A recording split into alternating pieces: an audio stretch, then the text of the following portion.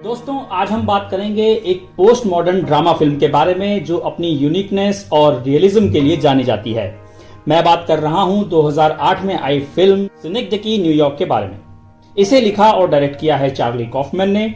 इसमें main leads निभाए हैं Philip Seymour Hoffman, Samantha Morton, Michelle Williams, Catherine Keener और एमिली वॉटसन ने। पहले मैं आपको डिटेल में इसकी कहानी बताऊंगा, फिर हम बात करेंगे इसके टाइटल के बारे में, उसके बाद इसके कुछ सिंबोलिज्म्स के बारे में जानेंगे और आखिर में बात करेंगे इस पूरी फिल्म के मतलब के बारे में। ये सब जानने के लिए इस वीडियो को एंड तक देखिएगा। मेरी हमेशा कोशिश रहती है कि मैं आपको फॉरेन सिनेमा की उन मूवीज के बारे में जानकारी दूं जो शायद आपको कहीं और ना मिले, इसलिए ऐसी ही और दिलचस्प मूवीज के बारे में जानने के लिए इस चैनल को सब्सक्राइब करके बेल आइकन को जरूर दबा दीजिए। तो चलिए वीडियो शुरू करते हैं। हेलो दोस्तों, मेरा नाम है अमन और आप देख रहे हैं सिनेमैटिक ज्ञान। Let's get started.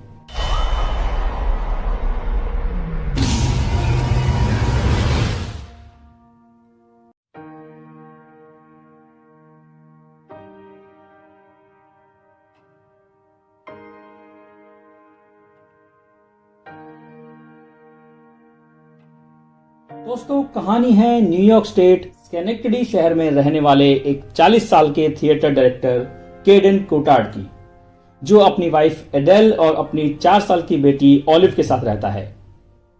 फिल्म शुरू होती है ऑलिव की कुछ अजीब राइम और रेडियो की आवाज से। केडन उठता है और खुद को अजीब तरह से आईने में देखता है। केडन को अपनी तबीयत कुछ ठीक नहीं लग रही। वो बाहर जाकर अपनी मेज चेक करता है जिसमें उसे एक मैगजीन मिलती है, अटेंडिंग टू योर इलनेस। उसके बिल्कुल पीछे एक दुबला लंबा सा आदमी उसकी तरफ देख रहा होता है, जिसकी शक्ल हमें ठीक से दिखाई नहीं देती। इसके बारे में हम आगे जानेंगे। वहीं एडेल ऑलिव की टॉयलेट में मदद कर रही है। खैर, वो सभी ब्रेकफास्ट करते हैं। केडन उनके सामने न्यूज़पेपर से कुछ खबरें पढ़ता है और शेविंग करने चला जाता है। फोम लगाकर जैसे ही वो टैप ऑन करता है, इट ब्लोज आउट और उसके सर पर चोट आती है। काफी खून बह जाता है। उसे डॉक्टर के पास जाके स्टिचेस लगवाने पड़ते हैं। डॉक्टर उसे यहाँ ऑप्थोमोलॉजिस्ट यानी आई स्पेशलिस्ट से मिलने की सलाह देता है। उसे लगता है कि केडन की प्यूपिल्स में कुछ गड़बड़ी है। कार में प्लम्बिंग के बारे में ऑलिव को समझाते हुए बातें थोड़ी ऑकवर्ड हो जाती हैं और एडेल केडन को चुप रहने को कहती है। वो आई स्पेशलिस्ट के पास पहुंचता है, जो चेकअप के बाद उसे न्यूरोलॉजिस्ट के पास जाने के लिए कहता है और सीन यहीं कट हो जाता है।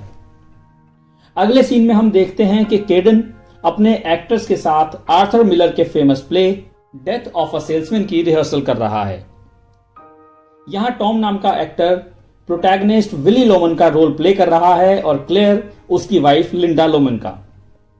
टॉम यहां एक सीन में कार गलत तरीके से क्रैश कर देता है, जिससे सेट को नुकसान होता है और क्लेयर के चोट लगते लगते बचती है। केडन इन सब चीजों की देखरेख करने वाले डेविड से कहता है कि इस टाइम पे ऐसी गलतियां नहीं होनी चाहिए, इसे जल्दी फिक्स करो। फिर वो टॉम को उसका रोल अच्छे से करने के लिए कुछ सजेशंस देता है और अपना सेल फोन निकाल के सिग्नल ढूंढता हुआ बाहर चला जाता है। यहां लॉबी रिसेप्शन में हम मिलते हैं हेजल से। वो दोनों एक दूसरे को देख के मुस्कुराते हैं और कुछ बातें करते हैं। फिर केडन सिग्नल के लिए बाहर चला जाता है। केडन की तबीयत धीरे धीरे बिगड़ने लगती है। उसके स्टूल और यूरिन दोनों में ब्लड आने लगता है। इतने में ही उसके प्ले का दिन भी करीब आ जाता है, पर एडेल अपनी आर्ट के काम में बिजी होने की वजह से केडन के साथ उसका प्ले देखने नहीं जा पाती, क्योंकि बर्लिन में उसका शो होने वाला है। प्ले खत्म होने के बाद क्लेयर खुशी से आके केडन से गले लगने लगती है और कहती है कि उसकी परफॉर्मेंस और भी बेहतर हो जाएगी। वहीं हेजल ये देखकर थोड़ी अपसेट हो जाती है, लेकिन क्लेयर के जाते ही वो फट से केडन के पास जाके बातें करने लगती है। वो उसे अपने साथ ड्रिंक करने का ऑफर करती है, लेकिन केडन इस ऑफर को ठुकरा देता है और क्लेयर के पास चला जाता है। वो सुबह घर पहुंचता है और देखता है कि एडेल और उसकी फ्रेंड मारिया वहां नशे की हालत में हैं। वो उन्हें बताता है कि प्ले के रिव्यूज काफी अच्छे आए हैं, कास्टिंग की भी काफी तारीफ हुई है। एडेल और मारिया दोनों ही उसके लिए खुश हैं और प्ले देखने की इच्छा भी जाहिर करते हैं। केडन भी उनका ओपिनियन जानना चाहता है, लेकिन उन दोनों का ही यही कहना है अगर उसे उसका आर्टिस्टिक सेटिस्फैक्शन हासिल हो चुका है तो उनके ओपिनियन से कोई भी फर्क नहीं पड़ता है। अगले सीन में ही हम देखते हैं कि हेजल एक जलते हुए घर में एक एजेंट से मिलती है उसे खरीदने के लिए। उसे अकेले घर खरीदने के फैसले को लेकर डर लग रहा है। उसे डर है कि वो यहां जलकर मर न जाए। एजेंट उसे कई और खूबियों के साथ साथ ये भी बताती है कि उसका बेटा अपने तलाक के बाद से ही घर के अनफिनिश्ड बेसमेंट में रह रहा है। होप उसे इससे कोई दिक्कत नहीं होगी। इधर एडेल, मारिया और केडन के पेरेंट्स उसका प्ले देखने पहुंचते हैं।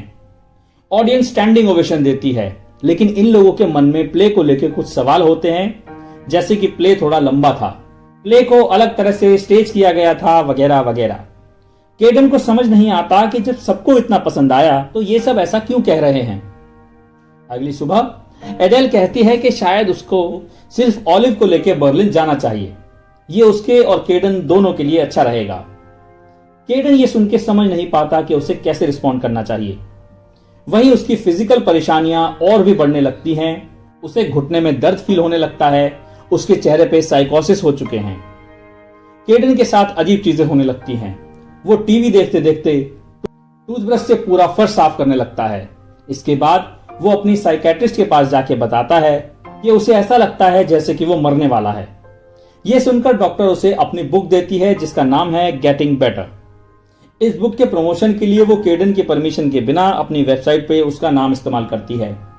जब वो डेंटिस्ट के पास जाता है तो वो उसे चेकअप के बाद पीरियोडोंटिस्ट के पास जाके गम सर्जरी करवाने को कहता है। वो घर आके एडेल को कॉल करता है, पर वो उसे पहचानती नहीं है क्योंकि वो फेमस हो चुकी है। यहां तक कि वो उसे गलती से एलन कहकर भी पुकारती है। तभी उसे कुछ दौरा सा पड़ने लगता है और वो 911 पे कॉल करके खुद को बचाता है। हॉस्पिटल में उसे एक मैगजीन में एडेल की फोटोज नजर आती हैं। वो बहुत ही ज्यादा फेमस हो चुकी है और उसके मुताबिक अब वो सिर्फ खुशनुमा और हेल्दी लोगों के साथ ही रहेगी। वहीं डॉक्टर उसकी कंडीशन एनालाइज करके उसे बताता है कि उसे साइनेप्टिक डिग्रेडेशन जैसी तकलीफ है, जिसमें उसके मुंह में सलाइवा कम बनेगा, वो रो नहीं पाएगा, वगैरह वगैरह। वो वापस थिएटर जाता है। हेजल फिर से उसे अपने साथ ड्रिंक करने के लिए पूछती है और वो दोनों बाहर चले जाते हैं। वहां हेजल उससे अपने घर चल के मजे करने के लिए पूछती है। केडन एडेल की वजह से झिझकता है, लेकिन हेजल कहती है कि उसने तो बर्लिन जाने के बाद एक बार भी उसको फोन तक नहीं किया, जबकि उसे गए 1 साल हो चुका है। पर हैरत की बात यह है कि केडन के मुताबिक उसे अभी सिर्फ 1 ही हफ्ता हुआ है। वो दोनों हेजल के फायर वाले घर में चले जाते हैं। They try to make love, but केडन अपनी हेल्थ की वजह से ऐसा नहीं कर पाता। हेजल इससे बहुत ही ज्यादा अपसेट हो जाती है और उसे वहां से चले जाने को कहती है। उसके प्रोडक्शन के प्ले डेथ ऑफ सेल्समैन की ह्यूज सक्सेस के बाद केडन को अनएक्सपेक्टेडली मैकार्थर फेलोशिप मिल जाती है, जिससे उसके पास काफी पैसा आ जाता है और यह उसे अपने आर्टिस्टिक इंटरेस्ट को परस्यू करने के लिए काफी था।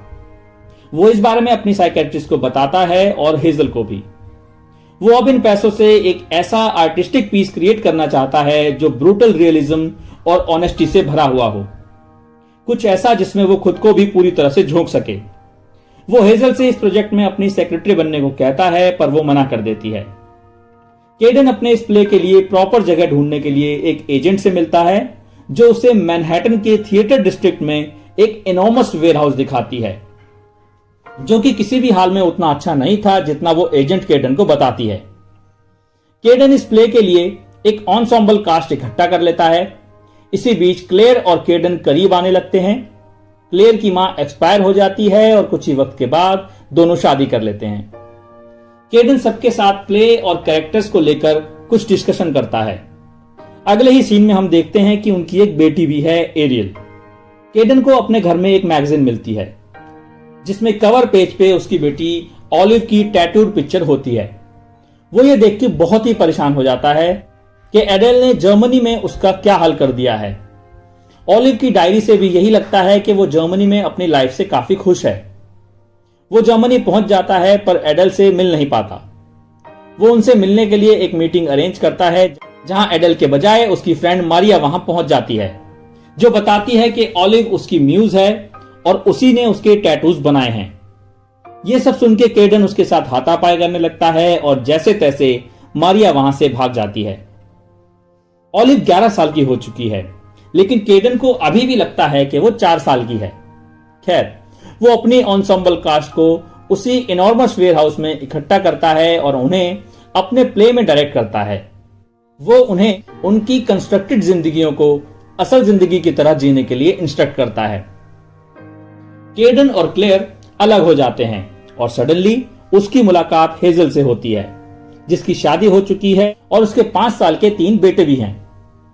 उसे अपनी फैमिली के साथ खुश देख के केडन सुसाइड करने की कोशिश करता है, पर एक आदमी उसे बचा लेता है। इसके बाद वो वापस क्लेयर के पास जाता है।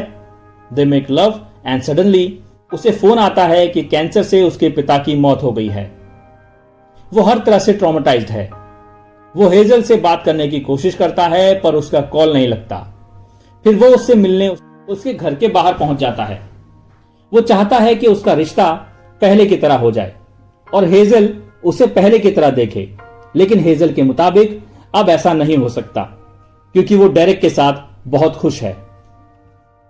केडन को ऑलिव के बारे में काफी सारी इंफॉर्मेशन उसकी डायरी से मिलती है। उसे पता चलता है कि अब वो बड़ी हो चुकी है। जब वो उससे मिलने जाता है तो देखता है कि अब वो एक स्ट्रिपर बन चुकी है। ऑलिव उसके चिल्लाने के बावजूद उसे पहचानती नहीं है और सिक्योरिटी उसे वहां से बाहर निकाल देती है। अगले सीन में हम वापस प्ले वाली लोकेशन पे पहुंचते हैं जहां काफी चीजें पता चलती हैं। जैसा कि हम जानते हैं, केडन इस प्ले को इतना रियलिस्टिक बनाना चाहता था कि वो प्ले लगे ही ना। वो इसके लिए सबको रोज एक कागज पर लिख के देगा कि उस दिन उनके साथ क्या हुआ और उन्हें क्या परफॉर्म करना है। और यहाँ रियलिज्म का लेवल इतना ज्यादा है कि वो एक एक्टर को अपना रोल प्ले करने के लिए भी हायर करेगा और उसे वो इंस्ट्रक्शन देगा जो उसके भगवान उसे देते हैं। पर एक्टर्स इन सब चीजों से परेशान हैं क्योंकि उन्हें ये सब करते हुए 17 साल हो चुके हैं और अभी तक उन्होंने ऑडियंस के सामने परफॉर्म नहीं किया है। इस दौरान हेजल की जॉब चली जाती है और वो केडन से मदद मांगती है। केडन उसे अपनी असिस्टेंट बना लेता है। एक अननोन कंडीशन सिस्टमैटिकली उसके ऑटोनोमिक नर्वस सिस्टम को शट डाउन कर रही है। ऐसे ही साल गुजरते रहते हैं। केडन अपने मैग्नम ओपस में इतना ज्यादा खो जाता है कि वो रियलिटी और प्ले की दुनिया के बीच की लाइन को धुंधला करने लगता है रियल कैरेक्टर्स के लिए उनके हम शक्ल को ढूंढकर। वो अपना रोल प्ले करने के लिए लोगों के ऑडिशंस ले रहा होता है और वहां सैमी बर्नेथन नाम का एक शख्स होता है जो उसे 20 साल से फॉलो कर रहा होता है। ये वही आदमी है जिसको हमने फिल्म की शुरुआत में केडन के घर के बाहर देखा था। वो केडन से कहता है कि मुझे ये रोल दो, मैं तुम्हारे बारे में सब कुछ जानता हूं। मुझे देख के तुम ये समझ जाओगे कि तुम असल में हो कैसे। सैमी को ये रोल मिल जाता है और वो केडन के साथ ही रहने लगता है। क्लेयर प्ले में अपना ही रोल निभा रही है। केडन एग्जीबिशन में एडेल की पेंटिंग्स देखने जाता है जिसमें मारिया और खुद एडेल की न्यूड पेंटिंग्स भी शामिल हैं। वो वहां से चला जाता है और उस एड्रेस पे पहुंचता है जहां उसे सैमी ने जाने के लिए कहा था। दरअसल ये एडेल का अपार्टमेंट है। वहां पहुंच के एक बूढ़ी औरत केडन से पूछती है कि क्या तुम्हारा नाम एलन है। एडेल ने मुझे इस रूम की चाबी एलन बेस्कॉम को देने के लिए कहा था। केडन कहता है हाँ मैं एलन हूं। अंदर जाके उसे एडेल का एक नोट मिलता है जो उसने एलन के लिए लिखा होता है। केडन उसमें लिखे सारे काम करता है और अगले दिन वहां से निकल जाता है। वो घर पहुंचता है। क्लेयर अपसेट होती है क्योंकि केडन में से वहां से आने के बाद एक अजीब सी स्मेल आ रही होती है। सैमी रिहर्सल के दौरान क्लेयर के साथ इंटीमेट होने की कोशिश करता है। केडन भी उसे कुछ नहीं कहता क्योंकि उसके अकॉर्डिंग अभी सैमी उसका हस्बैंड है और यह चीज क्लेयर को बिल्कुल पसंद नहीं आती। वो वहां से चली जाती है। फिर सैमी अपने साथ हेजल को रखने के लिए कहता है। यहां ऐसा लगता है कि प्ले केडन नहीं बल्कि सैमी लीड कर रहा है। जल्द ही इन्हीं चीजों से तंग आकर क्लेयर प्ले और केडन दोनों को छोड़ देती है और दूसरा प्ले ज्वाइन कर लेती है। वो केडन को अपने घर से भी निकाल देती है। कुछ ही देर के बाद प्ले में हेजल की हमशक्ल टैमी की एंट्री भी हो जाती है। इसके बाद हम केडन और यंग और अडल्ट ऑलिव का साथ में एक ब्रीफ सेक्शन देखते हैं जहां काफी वक्त बाद उन्हें साथ में बात करते हुए और एक दूसरे के साथ दुख बांटते हुए दिखाया जाता है। फिर हम वेयर हाउस में वापस पहुंचते हैं जहां उसके क्रिएट किए गए न्यूयॉर्क के मॉडल में सैमी और हेजल एक दूसरे के साथ परफॉर्म कर रहे होते हैं जो एक तरह से सिर्फ चीजें रेप्लिकेट कर रहे हैं। यहां हम देखते हैं कि एक अलग आदमी सैमी का भी रोल निभा रहा है। केडन कुछ ही देर में एडल के अपार्टमेंट को रेप्लिकेट करने के लिए कहता है और यह बताता है कि उन्हें एलन की कास्टिंग करनी पड़ेगी। कुछ ही देर बाद मिलिसेंट वीम्स नाम की एक लेडी को एलन के रोल के लिए कास्ट किया जाता है, जो काफी हद तक एलन की तरह ही लगती है। केडन उससे पूछता है कि वो हाउसकीपिंग में कैसी है, क्योंकि इस रोल के लिए उसे इस काम की बहुत जरूरत पड़ेगी। वो उसे अपने पास्ट के रोल्स के बारे में बताती है और उसे रोल मिल जाता है। फिर केडन और हेजल मिलिसेंट के साथ मिलकर वही इंसिडेंट दोहराते हैं जो एडल के अपार्टमेंट के बाहर पहली बार केडन के साथ हुआ था। अगले सीन में केडन हेजल से पूछता है कि वो सैमी के साथ टाइम स्पेंड क्यों कर रही है, उसे तो टैमी के साथ होना चाहिए। हेजल उसे अश्योर करती है कि वो केडन को ही ज्यादा पसंद करती है। तभी उसे कॉल आता है और पता चलता है कि उसकी मां की मौत हो गई है। वो फ्यूनरल अटेंड करता है और साथ में टैमी को ले जाता है, क्योंकि हेजल उसके साथ नहीं आई। दरअसल वो सैमी के साथ लंच पर गई है। यह सुनकर वो काफी अपसेट हो जाता है। टैमी उसके साथ उसके घर में ही रुक जाती है और उसे सेक्सुअल एडवांटेज ऑफर करती है। वो मान भी जाता है। अगले दिन सभी एक साथ मिलते हैं। टैमी हेजल के रोल के लिए कुछ सजेशंस देती है, जिसके लिए हेजल इनकार करती है, लेकिन केडन उसे एक्सेप्ट कर लेता है। यह सुनकर असली हेजल को बहुत गुस्सा आता है और उसे केडन और टैमी के रिश्ते से जेलसी होने लगती है। पर कुछ ही देर में वो फिर से साथ आ जाते हैं। सैमी ये सब देख के बिल्कुल खुश नहीं होता। वो हेजल से प्यार करता है और इसी जेलसी में वो सबके मना करने के बावजूद सुसाइड कर लेता है। सब उसका फ्यूनरल अटेंड करते हैं और फिर नए केडन को कास्ट करके दोबारा से इस इंसिडेंट को दोहराया जाता है। इसके बाद केडन और हेजल उसके घर में अपनी जवानी के दिनों को याद करके काफी अच्छा टाइम स्पेंड करते हैं और वहीं सो जाते हैं। अगली सुबह ज्यादा स्मोक इनहेल करने की वजह से हेजल की मौत हो जाती है। केडन बहुत दुखी होता है और वो प्ले को हेजल की मौत से एक दिन पहले वाले दिन पे खत्म करने का फैसला लेता है, क्योंकि ये उसकी जिंदगी का सबसे खूबसूरत दिन था।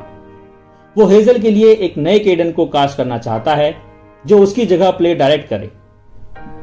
इस रोल को करने के लिए मिलिसेंट इंसिस्ट करती है, ये कहते हुए कि वो केडन को बहुत अच्छी तरह जानती है और वो ये रोल अच्छे से निभा सकती है। थोड़े एक्सप्लेनेशन के बाद केडन भी इस बात से सहमत हो जाता है और उसे ये रोल दे दिया जाता है। अगले ही सीन में मिलिसेंट को हम केडन के रूप में प्ले डायरेक्ट करते हुए देखते हैं। केडन यहां मिलिसेंट से कहता है, मेरे पास आइडियाज नहीं हैं, ऐसा लगता है कि मैं मर चुका हूं। मिलिसेंट को लगता है कि शायद इतने सालों के क्रिएटिव वर्क से केडन थक चुका है। वो चाहती है कि कुछ वक्त के लिए केडन एलन वाला रोल प्ले करे। यह उसके लिए रिफ्रेशिंग होगा और केडन को क्लीनिंग पसंद भी है। वो एलन बनके एडल के अपार्टमेंट वाले सेट पे पहुंचता है। फिर से एक बार वही बूढ़ी औरत उससे पूछती है कि क्या तुम एलन हो? वो कहता है हाँ। फिर वो उसे ये कह के कुछ सामान दे देती है कि केडन ने तुम्हें ये देने के लिए कहा है। एलन के इंस्ट्रक्शंस फॉलो करते हुए केडन कुछ देर काम करता है और फिर सोने चला जाता है। उसी जगह से सीन एलन की तरफ शिफ्ट होता है, उसके अपार्टमेंट में, जहां उसने एक टेरी क्लॉथ रोब पहना है और वो ऑमलेट बनाने की तैयारी कर रही है। वही बैठा होता है एरिक नाम का एक पतला सा आदमी। वो कुछ खोया खोया सा नजर आता है। वो उससे पूछती है कि सब ठीक है, जिसका वो अजीब सा जवाब देता है और कहता है एवरीथिंग इज एवरीथिंग। अगले सीन में एलन अपने बेडरूम में बैठी होती है, एरिक उसके बगल में सो रहा होता है। यहां मिलिसेंट एलन के रोल में अपनी जिंदगी को कोसते हुए कहती है कि वो मुझसे नफरत करता है, वो मुझसे डिसअपॉइंटेड है। यहां कुछ और भी होना चाहिए था, मेरे पास कुछ तो होना चाहिए था, एक शांति, एक प्यार, बच्चे, या कम से कम एक बच्चा, जिंदगी का मतलब। यह सब सुनकर केडन को भी एडेल को डिसअपॉइंट करना याद आ जाता है। फिर हम एक पार्क का सीन देखते हैं, जहां 10 साल की एलन अपनी मां के साथ एक पिकनिक पे आई हुई है। उसकी मां उससे पूछती है, एलन तुम इतनी सीरियस क्यों हो? वो कहती है कि ममा मैं ये पल जिंदगी भर याद रखूंगी और एग्जैक्ट 12 साल में मैं इस सेम पिकनिक पे अपनी बेटी के साथ आऊंगी। उसकी मां कहती है कि मैंने इससे प्यारी चीज आज तक नहीं सुनी। एलन अपने बचपन को याद करके रोती है और केडन भी ऑलिव को याद करता है। अगले सीन में हम मिलिसेंट की आवाज सुनते हैं। वो केडन को इंस्ट्रक्शन देती है, उठो और लाइट टेबल के पास एडेल का नोट देखो। एक मेल वॉइस से हमें पता चलता है कि पिछली रात एडेल की लंग कैंसर की वजह से मौत हो चुकी है। उसमें लिखा है, अगर तुम चाहो तो तुम यहां रुक सकती हो। मिलिसेंट उसे एडेल और एलन की पुरानी बातें याद दिलाती है, जब एडेल ने उसकी पेंटिंग बनाई थी। वॉइस रुक जाती है। वो इंतजार करता है, अपना ईयरपीस निकाल देता है। कहीं दूर से उसे वेलिंग और गन शॉट सुनाई देते हैं। यहां सीन्स जल्दी जल्दी आगे बढ़ते हैं। केडन बेड पे सो रहा होता है। फिर से एक एक्सप्लोजन उसे उठा देता है। हॉल यहां काफी डार्क है। केडन अपार्टमेंट से बाहर चला जाता है। वो बूढ़ी औरत भी हॉलवे में खड़ी है, जो हिल भी नहीं रही। केडन वहां से निकल जाता है। फिर हम देखते हैं एक डार्क और unfinished back of facade set, जहां बहुत सारी बिल्डिंग्स हैं, फेक वाटर पाइप्स हैं, इलेक्ट्रिकल कॉर्ड्स हैं, लाइट्स नहीं हैं, सब कुछ शांत है, वहां कोई नहीं है। वहां काफी सारी डेड बॉडीज भी पड़ी हैं। वो हेजल के जलते हुए घर के सेट के पास से गुजरता है। वो वेयरहाउस सेट पर आता है और अंदर चला जाता है। यहां हमें एक मैप नजर आता है, जिसमें हम warehouse with in warehouse with in warehouse देखते हैं। ये जगह भी सुनसान है। यहां भी वही दिक्कत है, आग, बाढ़, डेड बॉडीज। ऐसी ही भूल भुलैया सी जगह में फंसकर केडन पैनिक सा हो जाता है। फिर उसे एक गोल्फ कार्ट मिलती है और वो उस सुनसान सेट्स की गलियों में ड्राइव करता है। मिलिसेंट उसे इंस्ट्रक्शन देती रहती है। उसे कुछ ही देर में सूटकेस के साथ एक मिडिल एज औरत दिखती है और वो कार्ट वहीं पर रोक देता है। केडन उससे पूछता है, सब कहाँ हैं? शी सेड, ज्यादातर मर चुके हैं, कुछ जा चुके हैं। केडन फिर पूछता है, क्या तुम कुछ देर मेरे साथ बैठोगी? मैं बहुत थका हुआ हूं और बहुत अकेला हूं। मुझे लगता है मैं तुम्हें जानता हूं। औरत कहती है, I was the mother in Ellen's dream. शायद वहां से। वो अग्री करता है। वो बताती है कि वो सपना काफी पहले की बात है। केडन कहता है कि उन सपनों के बारे में कभी कोई नहीं जान पाएगा, वो राज राज ही रहेंगे। वो इस एक्सपेरिमेंट के लिए माफी मांगता है और कहता है, मैं इसे पूरे दिल से बनाना चाहता था। मैं वो पिकनिक अपनी बेटी के साथ करना चाहता था। मुझे लगता है कि मैंने तुम्हें बहुत ज्यादा निराश किया है। पर वो औरत इस बात से इनकार करती है और कहती है कि मुझे तुम पर गर्व है। केडन रोने लगता है। उसे सिर्फ काइंडनेस चाहिए। वो लेडी उसकी फीलिंग्स को समझती है और आखिर में केडन कहता है, मैं जानता हूं अब मुझे इस प्ले के साथ क्या करना है। मेरे पास एक आइडिया है, आई थिंक। और फिर मिलिसेंट की आवाज सुनाई देती है जो कहती है, डाई। और इसी शब्द के साथ फिल्म खत्म हो जाती है। चलिए दोस्तों, सबसे पहले बात करेंगे इसके टाइटल के बारे में। सिनेक्डकी की डेफिनेशन है, a figure of speech by which a part is put for the whole or the whole for a part. चलिए इसे फिल्म के साथ समझते हैं। जैसा कि हम जानते हैं, फिल्म में केडन अपनी लाइफ का ही एक प्ले बनाता है। ये इतना ज्यादा बड़ा होता है कि पूरा वेयरहाउस कवर कर लेता है। वो अपनी पूरी जिंदगी को एक प्ले के जरिए रिप्रेजेंट करना चाहता है, जो कि एक सिनेक्डकी का एग्जाम्पल है। धीरे धीरे प्ले उसकी लाइफ को टेक ओवर कर लेता है, यानी सिचुएशन रिवर्स हो जाती है।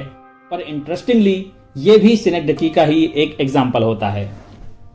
प्ले बेस्ड है स्केनेक्टडी, न्यूयॉर्क में, जो कि न्यूयॉर्क का वो शहर है जहां केडन रहता है। पर इसका और भी कुछ मतलब है, क्योंकि न्यूयॉर्क एक कंफ्यूजिंग टर्म हो सकता है। अगर आप स्केनेक्टडी में रहते हैं और लोगों को यह कहते हैं कि आप न्यूयॉर्क से हैं, तो शायद उनको लगेगा आप न्यूयॉर्क सिटी से हैं। न्यूयॉर्क सिटी और बाकी स्टेट में फर्क है और इनमें काफी कंपटीशन भी है। तो न्यूयॉर्क सिटी असल में पूरे न्यूयॉर्क स्टेट को रिप्रेजेंट नहीं करती। हालांकि बाहर के लोगों को ऐसा ही लगता है कि न्यूयॉर्क सिर्फ न्यूयॉर्क सिटी है। इसे आप एक और तरीके से समझ सकते हैं। किसी दो स्टेट टीम्स के बीच में अगर बेसबॉल मैच चल रहा हो और अगर हम एंड में ये कहें कि न्यूयॉर्क जीत गया, तो हमारा मतलब असल में न्यूयॉर्क से नहीं है, बल्कि उसकी टीम से है। और यहाँ टीम को न्यूयॉर्क कहना सिनेक्डकी का एक और एग्जाम्पल है। चलिए अब बात करते हैं इसके कुछ सिंबोलिज्म्स के बारे में। पहला है हेजल का जलता हुआ घर। फिल्म की शुरुआती हिस्से में हेजल एक जलता हुआ घर खरीदती है, जिसके लिए वो शुरू में थोड़ा हिचकिचाती है और कहती है, मुझे ये घर पसंद है पर मुझे आग में जलकर मरने की बहुत चिंता है। जिसपे एजेंट कहती है, ये बहुत बड़ा फैसला है कि कोई कैसे मरना चाहता है। इस बारे में इंटरव्यू देते हुए एक बार कॉफमैन ने कहा था कि हेजल ने वहां रहने का फैसला लिया। इनफैक्ट मरने से पहले वो सीन में कहती भी है कि and is built into the beginning, यानी एंड तो शुरुआत में ही बना दिया गया है। वहां पे एग्जैक्टली होता भी यही है। उसे डर है कि वो घर उसे मार देगा, फिर भी वो वहां रह जाती है और घर उसे एंड में मार भी देता है। यह हर उस फैसले की सच्चाई है जो हम अपनी जिंदगी में लेते हैं। We make choices that resonate throughout our lives. ये मौत के जन्म से कनेक्शन पर जोर देने वाली बात को सिंबलाइज करती है। अगली चीज है वो छोटी पेंटिंग्स और इम्पॉसिबल वेयरहाउस। केडन और एडेल दोनों आर्टिस्ट हैं और जिस स्केल पे ये दोनों काम करते हैं वो फिल्म प्रोग्रेस होते हुए कहानी के लिए और भी ज्यादा रेलेवेंट होते चले जाता है। एडेल बहुत ही ज्यादा स्मॉल स्केल पे काम करती है, जबकि केडन एक इम्पॉसिबल लेवल के लार्ज स्केल पे काम करता है, जिसमें वो एक वेयरहाउस में न्यूयॉर्क सिटी का एक फुल साइज रेप्लिका बना देता है और इवेंचुअली उस वेयरहाउस के अंदर एक और वेयरहाउस एंड सो ऑन। ये सब इस इम्पॉसिबल साइकिल में लगातार चलता रहता है। Kauffman scale of the paintings पे कमेंट करते हुए कहते हैं कि शुरुआत में हम एडेल के स्टूडियो में मिनिएचर पेंटिंग्स के साथ साथ रेगुलर साइज पेंटिंग्स भी देखते हैं, जिन्हें हम बिना मैग्नीफाइंग ग्लास के भी देख सकते हैं। पर काफी सालों बाद जब केडन उसका काम देखने गैलरी जाता है तो हम उन्हें बिल्कुल नहीं देख सकते। ये एक ड्रीम इमेज की तरह लगता है। दरअसल एडेल का काम केडन के कंपैरिजन में कहीं ज्यादा इफेक्टिव है। केडन का ऐसा थिएटर पीस क्रिएट करने का गोल था एडेल को इम्प्रेस करना, क्योंकि वो काम के मामले में खुद को एडेल से बहुत कम आंकता है। केडन का काम कुछ ज्यादा ही लिटरल है और रियलिटी को रिफ्लेक्ट करने का सिर्फ एक ही तरीका था कि उसको फुल साइज इमिटेट किया जाए। ये एक ड्रीम इमेज है, पर केडन इससे सक्सेसफुली इंटरैक्ट नहीं कर पाता है। दोस्तों, अब आते हैं इस फिल्म की सबसे जरूरी चीज पर, यानी कि इन सब चीजों का मतलब आखिर है क्या। केडन का असली रूप दरअसल एलन है। सिनेक्जकी न्यूयॉर्क की पूरी दुनिया जिसने रचाई है वो है एलन, एक अकेली डिप्रेस्ड क्लीनिंग लेडी जो फाइनली एक ऐसा प्ले लिखकर अपनी इनसिग्निफिकेंट लाइफ से बाहर आना चाहती है, जिसमें बेबाकी से ग्रिम रियलिटी का एक बहुत ही ज्यादा ऑथेंटिक रूप दिखाया गया है। ऐसे प्ले में डीपर रॉ रियलिज्म डालने की कोशिश में धीरे धीरे उसकी फिक्शन और रियलिटी के बीच की लाइन कहीं धुंधली होती चली गई है। यही हुआ क्रिएटर वर्सेस क्रिएशन के साथ भी। आइए समझते हैं कि इस थ्योरी को आखिर कौन कौन से इंसिडेंट सपोर्ट करते हैं। इसमें हमें 4-5 चीजें समझनी होंगी। पहली चीज, जैसा कि मैंने कहा, केडन का असली रूप एलन है। केडन अपने असली रूप का सामना सिर्फ सफाई करते वक्त ही एक्सपीरियंस कर पाता है। अब ऐसा इसलिए कहा जाता है क्योंकि कला, लोगों के जहन में बने रहना, कहीं खो ना जाना और ऐसे ही बाकी सभी एंजाइटीज की वजह से वो कभी अपना असली रूप पहचान ही नहीं पाता। फिल्म इस चीज को टीवी के जरिए भी दिखाती है। केडन अक्सर कार्टून्स और कमर्शियल्स में टीवी स्क्रीन पर आता है और यही चीज उसकी एंजाइटी को आवाज देती है। कुछ सीन्स में केडन को शिद्दत से सफाई करते हुए दिखाया जाता है। जितना जल्दी ये होता है उतना ही जल्दी टीवी पूरी तरह गायब हो जाता है और उसके बेचैन करने वाले विचार कहीं खो जाते हैं। वो अपने इस माइंडलेस काम में इतना ज्यादा खो जाता है कि वो योग या ध्यान लगाने की तरह अपने असली स्वरूप से मिल सकता है। इसमें दूसरी चीज ये है कि जब केडन अपने असली रूप में होता है तो लोग उसके अंदर एलन को देख सकते हैं। जैसा कि हम जानते हैं, फिल्म में कुछ ऐसे पल हैं जहां एक्सीडेंटली केडन को एलन कह के बुलाया जाता है। यह अनजाने में हुई एक ऐसी गलती है जो उसकी सबकॉन्शियस फीलिंग्स का खुलासा करती है। सभी जानते हैं कि यह इंसान एंजाइटी की बहुत सारी लेयर्स के नीचे दबा हुआ है, पर यह बात सिर्फ उनके सबकॉन्शियस में मौजूद है। यह बस ऐसे ही उनके मुंह से निकल आई। इससे ज्यादा ध्यान खींचने वाली चीजें फिल्म में बाद में आती हैं। केडन एडेल के अपार्टमेंट जाता है और बूढ़ी पड़ोसन उससे पूछती है कि क्या वो एलन है। वो भी हाँ कह देता है और फिर अपार्टमेंट के अंदर जाता है, पूरी रात सफाई करता है। और इस पे बहस का सबसे मजबूत पहलू है केडन की वो पेंटिंग जो एडेल ने बनाई है, जो कि मिलिसेंट नाम की औरत की है, जिसका इस थ्योरी में बहुत ही इंपॉर्टेंट रोल है। अब क्योंकि पूरी मूवी का मकसद है हमें अपनी वो चीजें आर्ट के जरिए दिखाना जो हम खुद भी नहीं देख सकते, और इस हिसाब से हमें इसे इसी तरह इंटरप्रेट करना चाहिए कि ये पेंटिंग हमें केडन के अंदर छिपे हुए इंसान से मिलवाना चाहती है। तीसरी चीज है मिलिसेंट एलन की स्टैंड इन है, यानी वो महज हमारे लिए एलन का एक फिजिकल रिप्रेजेंटेशन है। उसे केडन के प्ले में एलन के रोल के लिए बुलाया जाता है। ये बात ऑलरेडी यही बताती है कि केडन ही एलन है, क्योंकि मिलिसेंट के डायलॉग्स वही होते हैं जो केडन ऑलरेडी बोल चुका है। ऐसा इसलिए क्योंकि केडन ने एडेल के अपार्टमेंट में घुसने के लिए यह क्लेम किया था कि वो एडेल की क्लीनिंग लेडी एलन है। बाद में मिलिसेंट को एलन के बचपन की कहानी याद आती है, जिसके एंड में वो रोने लगती है। इससे यह मतलब निकाला जा सकता है कि ये कहानी उसके खुद के बचपन की है। वो अपनी मां से किया हुआ वादा पूरा ना कर पाने की वजह से रोती भी है, और अगर कहानी में दिखाई गई मां उसकी नहीं होती तो इस बात का कोई सेंस ही नहीं बनता। चौथी चीज ये है कि केडन फिल्म के एंड में अपने असली रूप में आया। ये बेचैन सा आदमी उस रूप में आ जाता है जो कहीं उसके अंदर छिपा हुआ था। इस चीज को फिल्म में बड़े ही मेटाफोरिक ढंग से दिखाया गया है, मिलिसेंट को एलन का रोल छोड़कर केडन का रोल देकर। केडन के जहन में चलने वाली ये आवाज वाकई ईयरपीस के जरिए मिलिसेंट या एलन की आवाज बन जाती है। पर अगर आप इतनी बातों से भी सहमत नहीं हो तो फाइनल सीन से तो आप बिल्कुल कन्विंस हो जाएंगे कि ऐसा ही है, और ये है उस औरत की वजह से जो सपने में एलन की मां बनी थी। अब आप सोचेंगे कि ऐसा क्यों? इसे कोई भी पहली बार देखने पर आसानी से मिस कर सकता है। जाहिर है कि 2 घंटे की फिल्म में इस औरत का महज 30 सेकंड का अपीयरेंस है, वो भी आखिरी 10 मिनट में। किसी भी किरदार का यहाँ इतना छोटा रोल नहीं है कि आपके दिमाग में ये सवाल नहीं आता कि इतनी बारीकी से लिखी गई ये फिल्म आखिर बाकी अहम किरदारों को छोड़कर इस किरदार के साथ क्यों खत्म हुई।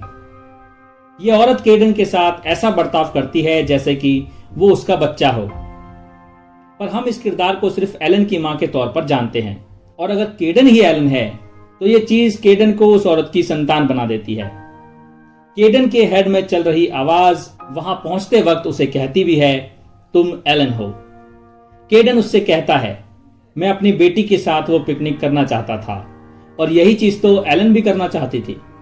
तो कुल मिला के हम इस पॉइंट पे ये कह सकते हैं कि वो बिल्कुल अपने असली रूप में आ चुका है। अगर इस फिल्म को इस तरह से ना इंटरप्रेट किया जाए तो इस लाइन का कोई मतलब ही नहीं है। उनकी बातचीत ऐसे होती है जैसे कि वो माँ और बेटी हों। और आखिर में मैं यही कहना चाहूंगा, ये पूरी फिल्म असल में केडन का खुद को ढूंढने और असली रूप में ढलने का एक कॉम्प्लिकेटेड सफर है, जिसे चार्ली कॉफमैन ने बहुत ही खूबसूरती से, बारीकी से और कॉम्प्लेक्सिटी से पिरोया है, जिसे हर सिनेमैटिक लवर को एक बार तो जरूर देखना चाहिए।